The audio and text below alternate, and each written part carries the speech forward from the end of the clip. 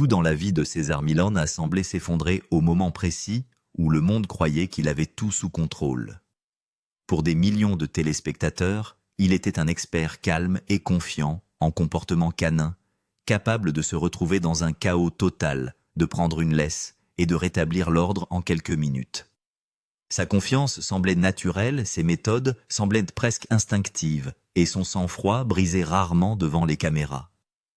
Pourtant, derrière cette image publique soigneusement observée, sa vie personnelle s'effondrait tranquillement sous le poids de luttes dont très peu de gens connaissaient l'existence. Lorsque César a commencé son voyage, son rêve était étonnamment simple. Alors que les gens commençaient à l'appeler « The Dog Whisperer », il expliquait à plusieurs reprises que sa véritable mission n'avait jamais été de devenir célèbre. Il voulait enseigner au monde qu'il n'y avait pas de chiens désespérés, seulement des animaux incompris qui avaient besoin de compréhension, de patience et de conseils appropriés. Chaque fois qu'il tenait une laisse, il espérait changer également la façon dont les gens percevaient la relation entre les humains et leurs chiens. Même des années plus tard, après un succès mondial et une reconnaissance internationale, César a continué en affirmant qu'aider les chiens et leurs propriétaires restait la plus grande passion de sa vie. Le monde autour de lui avait radicalement changé, en particulier pendant la pandémie, lorsque les adoptions d'animaux de compagnie ont atteint des sommets historiques et que des millions de familles ont accueilli des chiens chez elles pour la première fois. Pourtant, même si le public continuait de voir une personnalité de télévision de confiance dévouée au but de sa vie, il n'avait aucune idée de la douleur qu'il avait déjà endurée loin des projecteurs. Le contraste entre ses succès publics et ses luttes privées n'aurait pu être plus frappant. Alors comment l'une des personnalités les plus reconnaissables et les plus fiables de la télévision s'est-elle retrouvée confrontée à certains des chapitres les plus sombres de sa propre vie? Que se passait-il dans les coulisses alors que le public continuait à constater chaque semaine confiance, stabilité et optimisme? Les réponses révèlent une histoire bien plus compliquée que l'image que beaucoup de gens croyaient connaître.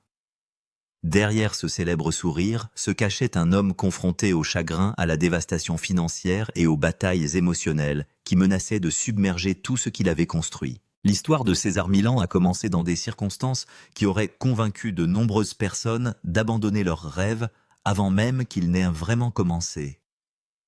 Il a grandi à Culiacán, Sinaloa, au Mexique, passant une grande partie de son enfance dans la ferme de son grand-père, entouré d'animaux.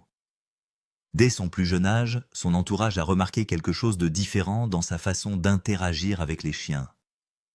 Les animaux qui effrayaient ou frustraient les autres lui répondaient souvent avec un calme remarquable. Son grand-père aurait reconnu ce don bien avant que César lui-même ne l'apprécie pleinement. Il surnommait affectueusement le jeune garçon El Perrero, ce qui signifie le berger de chiens, car les chiens semblaient naturellement attirés vers lui partout où il allait. À l'époque, c'était simplement un surnom familial. Mais avec le recul, cela ressemble presque à un premier aperçu du chemin remarquable que sa vie allait finalement suivre. Même à cette époque, il y avait quelque chose d'inhabituel dans son lien avec les animaux. Malgré ce talent naturel, l'avenir de César était tout sauf assuré.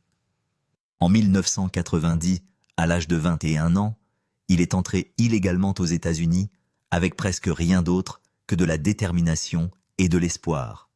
Il a franchi la barrière frontalière avec pratiquement aucun argent, ne parlait presque pas anglais et n'avait aucune garantie que son pari le mènerait au-delà d'une autre journée difficile. Tout ce qui était familier avait été abandonné à la recherche d'une vie meilleure. Ses premières années en Californie ont été extrêmement difficiles.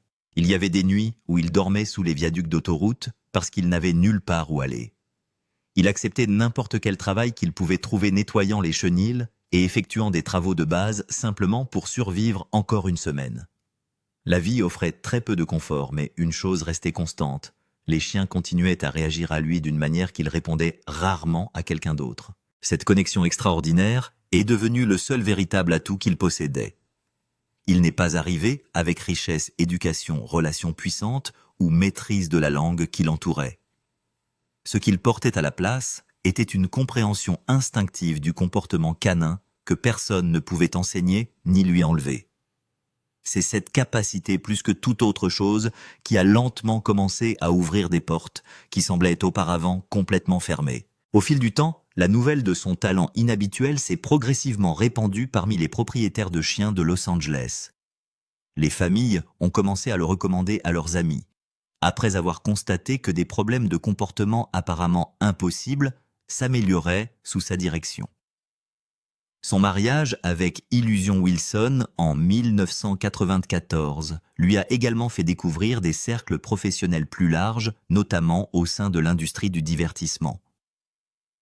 Petit à petit, des opportunités qui semblaient autrefois inimaginables ont commencé à apparaître. Finalement, César a créé son propre centre de psychologie canine et a constitué une liste impressionnante de clients, comprenant des célébrités, des artistes et des personnalités publiques de premier plan. Les producteurs travaillant dans le domaine de la télévision ont rapidement réalisé qu'il y avait quelque chose d'unique chez cet homme calme et confiant, dont les méthodes étaient totalement différentes du dressage traditionnel des chiens. Il comptait moins sur la force et davantage sur un leadership calme, un langage corporel et un équilibre émotionnel. Sa présence à l'écran ne ressemblait à rien de ce que le public avait vu auparavant. Lorsque Dog Whisperer avec César Millan a été créé sur la chaîne National Geographic en 2004, peu de gens auraient pu prédire le phénomène que cela deviendrait.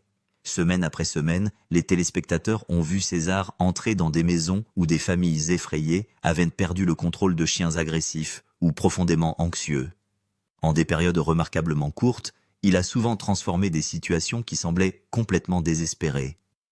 Le programme a attiré un énorme public à travers le monde. Au plus fort de sa popularité, environ 11 millions de téléspectateurs la regardaient chaque semaine. Ils ont vu César approcher calmement les chiens qui terrorisaient les foyers depuis des mois, appliquant une philosophie fondée sur une énergie calme, un leadership confiant et une compréhension de la psychologie canine. Ces techniques ont fasciné le public parce qu'elles semblaient à la fois étonnamment simples et remarquablement efficaces. Pour de nombreux téléspectateurs, il semblait capable de communiquer avec les animaux d'une manière que les gens ordinaires ne pourraient tout simplement pas. En peu de temps, César est devenu bien plus qu'un dresseur de chiens à succès. Il est devenu une personnalité publique internationale dont les conseils allaient bien au-delà du comportement canin. Les gens lui faisaient confiance avec un niveau de confiance extraordinaire, estimant que sa présence calme reflétait un homme dont la propre vie devait sûrement être aussi équilibrée que les leçons qu'il enseignait. Ironiquement, alors que des millions de personnes admiraient la stabilité qu'elles voyaient à la télévision, une grave instabilité avait déjà commencé à se développer dans les coulisses. L'empire que César bâtissait continuait à s'étendre à une vitesse remarquable. La production télévisuelle exigeait énormément de son temps. Son centre de psychologie canine nécessitait une attention quotidienne, des livres à succès, devaient être écrits, des conférences internationales remplissaient son calendrier et les apparitions personnelles devenaient de plus en plus fréquentes. Les exigences du succès se sont multipliées si rapidement qu'il est devenu impossible d'accorder la même attention à chaque aspect de sa carrière grandissante. À un moment donné, un domaine critique a commencé à faire l'objet de beaucoup moins de surveillance que ce dont il avait désespérément besoin. Selon les propres récits ultérieurs de César, il s'est tellement concentré sur l'aide aux chiens sur le tournage de la télévision et sur l'inspiration du public qu'il a négligé la gestion financière de l'entreprise qu'il avait créée. Les responsabilités qui auraient dû rester sous étroite surveillance ont progressivement glissé entre les mains de personnes en qui il avait pleinement confiance. Cette confiance finirait par s'avérer dévastatrice. Des années plus tard, César a ouvertement admis qu'il avait finalement découvert que sa situation financière était bien pire qu'il ne l'avait jamais imaginé. Bien qu'il ait gagné des revenus substantiels grâce à son succès à la télévision et à ses nombreuses entreprises professionnelles, il s'est retrouvé confronté à de graves difficultés financières. Il a expliqué lors des entretiens qu'il avait atteint un point où il réalisait qu'il ne restait pratiquement plus d'argent. La découverte l'a laissé stupéfait. La manière exacte dont les problèmes financiers se sont développés n'a jamais été entièrement expliquée en détail au public. César lui-même n'a parlé qu'en termes généraux, décrivant une situation dans laquelle il consacrait presque toute son attention au travail, tout en accordant beaucoup trop peu d'attention aux entreprises qui soutenaient ce travail. Sa passion a toujours été d'aider les chiens et d'éduquer les gens. Malheureusement, la passion ne peut à elle seule protéger une entreprise d'une mauvaise surveillance financière. Divers rapports et personnes proches de cette période ont suggéré que les dommages financiers pourraient avoir été encore plus graves que ce que César a publiquement décrit. Selon ces témoignages, des membres de son entourage professionnel auraient mal géré des fonds pendant une période prolongée, tandis qu'une supervision insuffisante permettait au problème de passer inaperçu. Il reste difficile de savoir si chaque allégation peut être vérifiée de manière indépendante, et la documentation publique entourant les conséquences juridiques spécifiques a toujours été limitée. Ce qui est incontestable cependant, c'est que l'effondrement financier lui-même est devenu douloureusement réel. Le timing a rendu la situation particulièrement déchirante. César avait bâti toute sa réputation sur la compréhension des systèmes, le rétablissement de l'équilibre et la reconnaissance des dynamiques malsaines avant qu'elles ne deviennent incontrôlables. Qu'il s'agisse de guider une meute de chiens en difficulté ou d'aider les familles à reconstruire des relations plus saines avec leurs animaux de compagnie, il a constamment mis l'accent sur la sensibilisation et le leadership. Pourtant, au sein de sa propre entreprise, en pleine croissance, de graves dysfonctionnements s'étaient discrètement développés sans qu'il se rende compte à quel point cela était devenu dangereux. L'ironie était presque insupportable. L'homme célèbre dans le monde entier pour avoir reconnu les problèmes de comportement cachés chez les autres n'avait pas remarqué des problèmes tout aussi graves qui se déroulaient dans sa propre vie professionnelle. Des années plus tard, César a reconnu cette douloureuse contradiction avec une honnêteté remarquable. Il a admis que même s'il avait passé d'innombrables heures à résoudre les problèmes des autres, il avait négligé certaines des responsabilités les plus importantes de sa propre vie. Malheureusement, la crise financière ne représente que le début de ce qui deviendra la période la plus dévastatrice qu'il ait jamais connue. Aussi accablant que ses problèmes commerciaux paraissaient déjà, ils furent bientôt éclipsés par des pertes qui le frappaient beaucoup plus près du cœur. En un temps incroyablement court, plusieurs piliers qui soutenaient sa vie ont commencé à s'effondrer presque simultanément. Ce qui suivit le mettrait à l'épreuve émotionnellement comme jamais auparavant. Parmi tous les compagnons que César a jamais connus, l'un occupait une place à nul autre pareil. Papa, son bien-aimé, pitbull terrier gris américain, était à ses côtés depuis 16 ans, bien avant l'arrivée des caméras de télévision, avant la renommée internationale, et avant que le centre de psychologie canine ne soit reconnu dans le monde entier. Papa n'était pas simplement un autre chien vivant aux côtés de César. Il faisait partie de la famille. Les téléspectateurs de Dog Whisperer en sont rapidement venus à reconnaître Papa comme bien plus qu'un animal ordinaire à la télévision.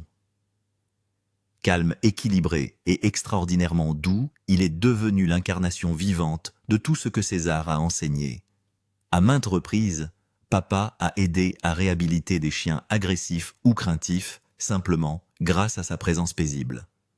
Son tempérament remarquable démontrait que la philosophie de César pouvait réussir dans la pratique et pas seulement en théorie. La relation entre les deux est devenue l'un des aspects les plus authentiques de la vie publique de César. Leur connexion n'a jamais été fabriquée à des fins d'audience télévisée ou à des fins promotionnelles. Des années d'expérience partagée avaient créé un lien extraordinaire fondé sur une confiance totale et une compréhension mutuelle. Pour de nombreux téléspectateurs, Papa est devenu presque aussi aimé que César lui-même. Puis début 2010, une tragédie a frappé. Papa a reçu un diagnostic de cancer et est finalement décédé après 16 ans de vie commune. César a parlé ouvertement dans de nombreuses interviews du profond chagrin qui a suivi, admettant que la perte l'avait affecté encore plus profondément qu'il ne l'avait prévu. Compte tenu de tout ce qu'il a déjà surmonté tout au long de sa vie, ces mots révèlent à quel point cette relation était réellement significative. Son chagrin fut immédiat, accablant et profondément personnel. Perdre Papa signifiait dire au revoir non seulement à un compagnon bien-aimé, mais aussi à une présence constante qui s'était tenue à ses côtés tout au long de presque toutes les étapes importantes de sa carrière. Le vide émotionnel semblait impossible à remplacer. Malheureusement, la vie a subi un autre coup dévastateur quelques semaines plus tard. Peu de temps après la mort de Papa, César a reçu une nouvelle qui allait encore une fois changer complètement sa vie personnelle. Sa femme Illusion l'a informé qu'elle souhaitait divorcer après 16 ans de mariage.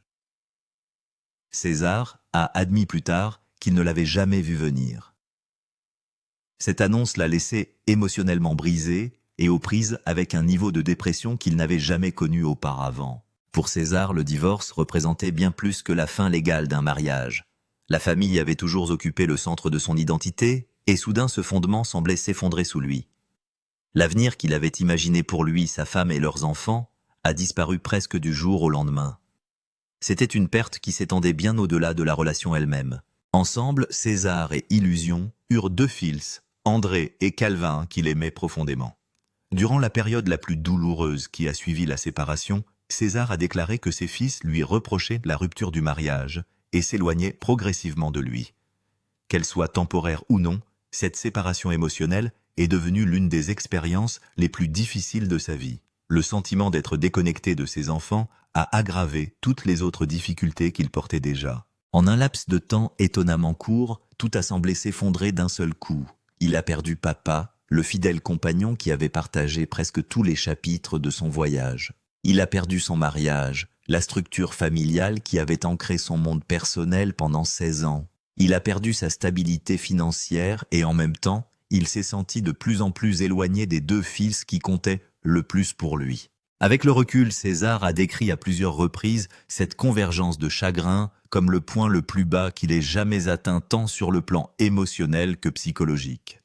Ce n'était pas une tragédie, mais plusieurs qui arrivaient presque simultanément, chacune amplifiant la douleur des autres, jusqu'à ce que le poids devienne presque insupportable. Pour les millions de personnes qui ne connaissaient que le calme composé de Dog Whisperer par la télévision, la réalité qui se déroulait derrière les caméras était presque impossible à imaginer. L'homme qui avait passé des années à enseigner aux autres comment rétablir l'équilibre menait désormais la bataille la plus difficile de sa propre vie, cherchant un moyen de reconstruire après que tout ce dont il dépendait semblait s'effondrer d'un seul coup. En mai 2010, César atteint son point le plus bas et est hospitalisé après une grave crise. Il a ensuite parlé ouvertement de cette période dans un documentaire de Nat Geo Wild et dans des interviews ultérieures décrivant l'été 2010 comme le chapitre le plus sombre de sa vie. Il a choisi de récupérer sans médicaments, s'appuyant plutôt sur l'exercice, l'introspection et finalement le travail lui-même. Si quelqu'un qui regarde cela vit quelque chose de similaire, veuillez contacter le 988 Crisis Lifeline en appelant ou en envoyant un SMS au 988. César en est revenu, et les autres aussi. Mais alors même que César se retirait du bord, une nouvelle série de problèmes se formait déjà, qui mettrait sa réputation professionnelle sous une pression complètement différente. Les procès et la polémique qui l'ont suivi. Les méthodes d'entraînement de César Millen sont controversées depuis le début de sa carrière.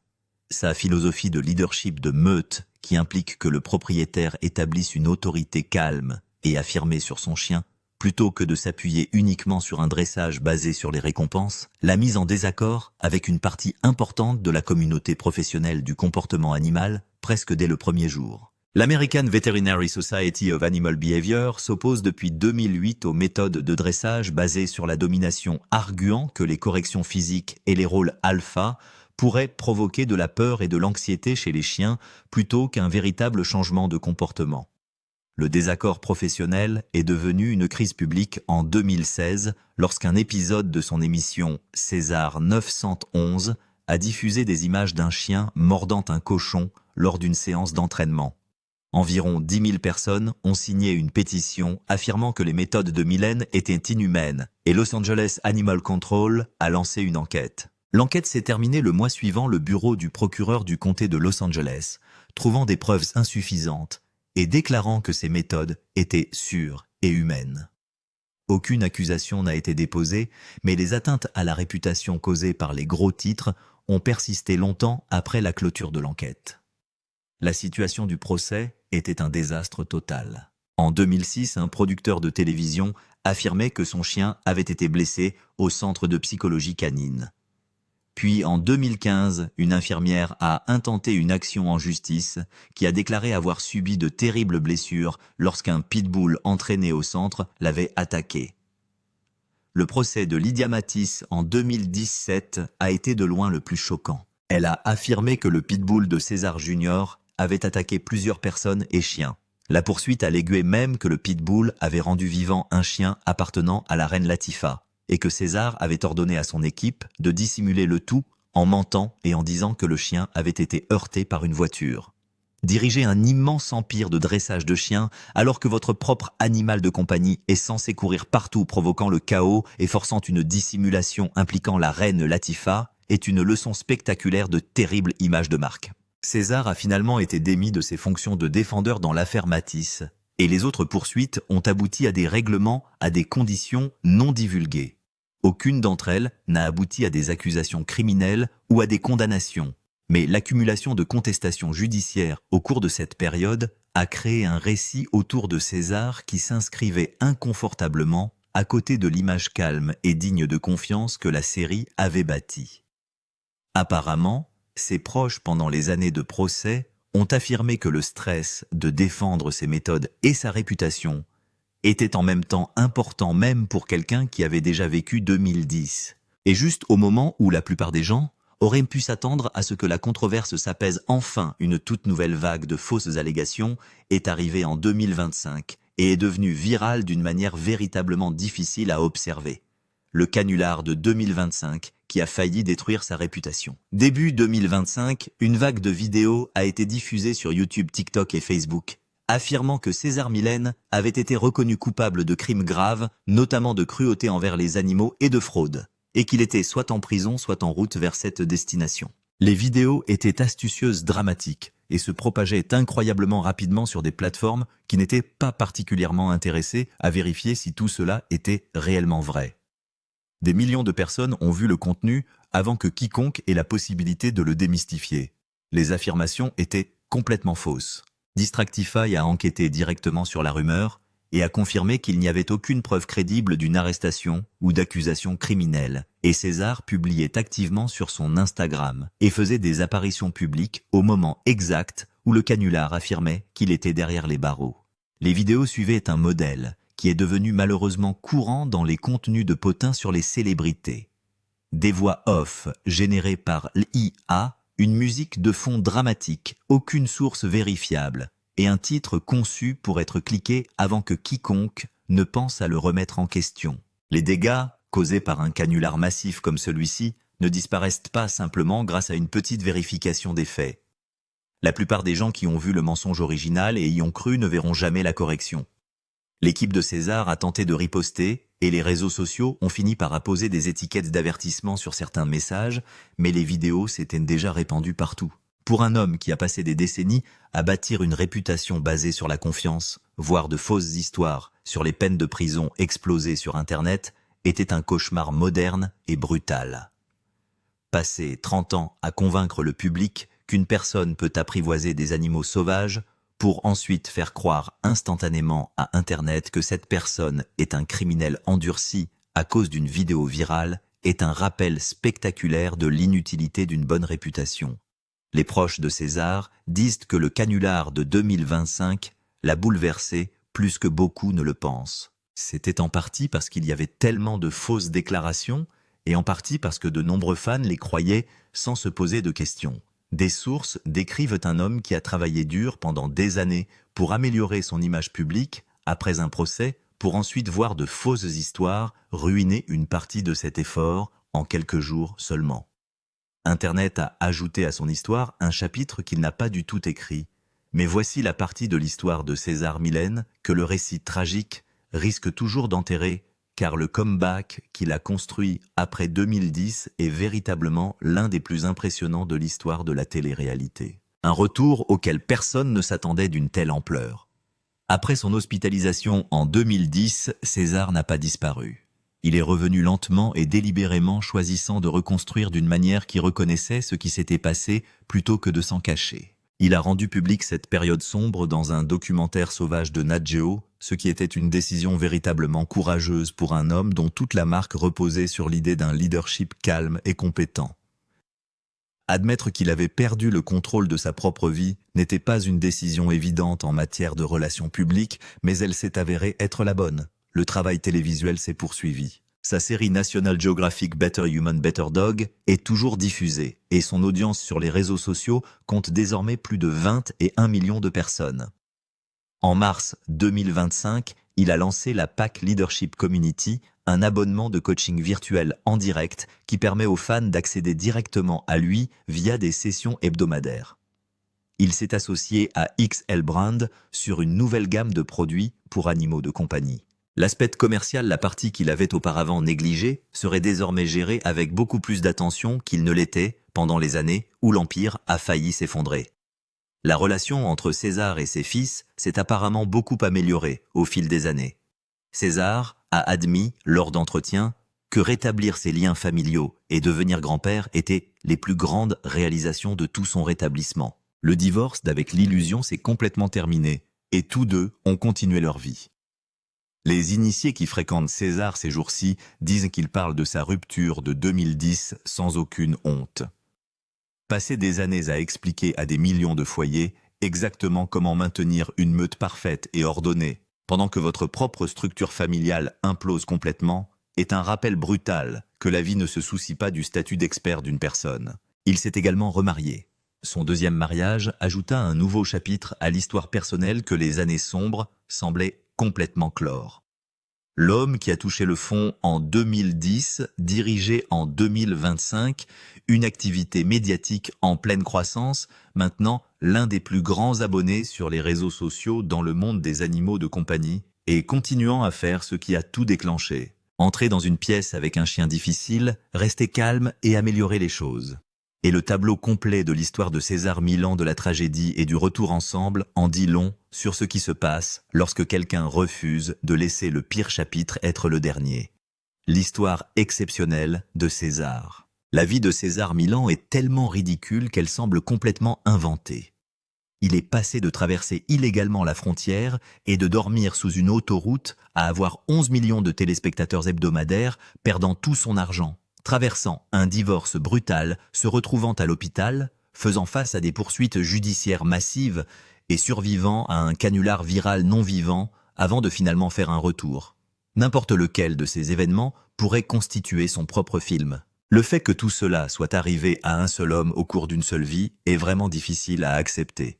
Tout ce désordre chaotique prouve en fait quelque chose sur sa marque. César a construit toute sa carrière en enseignant aux gens que rester calme est plus puissant que paniquer. Et ses propres désastres ont été le test ultime de cette règle. Il a touché le fond, a perdu tout ce qui comptait et a décidé de reconstruire sa vie à partir de zéro grâce à une pure discipline au lieu de simplement abandonner et être amer. Passez votre vie à expliquer aux gens comment gérer les chiens agressifs pour ensuite vous faire mordre au visage à plusieurs reprises est une façon assez brutale de tester une philosophie. Les critiques à l'encontre de ces méthodes n'ont jamais complètement disparu, et certaines d'entre elles sont légitimes. La science autour du dressage des chiens a considérablement évolué depuis 2004, et les approches de renforcement positif basées sur les récompenses ont accumulé une solide base de preuves que le modèle de domination sur lequel il a construit sa marque ne tient pas toujours compte. Les organisations professionnelles comme l'American Veterinary Society of Animal Behavior ont toujours préconisé des méthodes évitant la correction physique. Détenir les deux vérités à la fois que César Millan a changé la façon dont des millions de personnes pensaient sur le comportement des chiens et que la science a évolué par rapport à certaines de ses hypothèses fondamentales est une manière plus honnête d'évaluer son héritage que de purs éloges ou un pur rejet. Des initiés proches de César affirment qu'il est en réalité bien plus disposé à changer ses méthodes qu'on ne le pense. Des sources affirment qu'il lit beaucoup de nouvelles recherches et qu'il se soucie davantage de découvrir ce qui fonctionne réellement, au lieu de simplement défendre les anciennes techniques qu'il a utilisées pendant des décennies.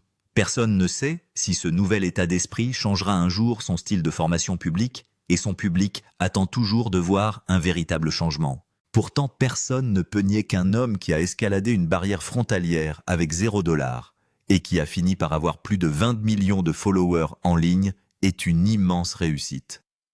Les désastres de son passé étaient tout à fait réels, mais le retour massif est tout aussi réel. Alors, l'histoire de César Millan est-elle finalement une tragédie ou l'un des plus grands arcs de retour de l'histoire de la télé-réalité?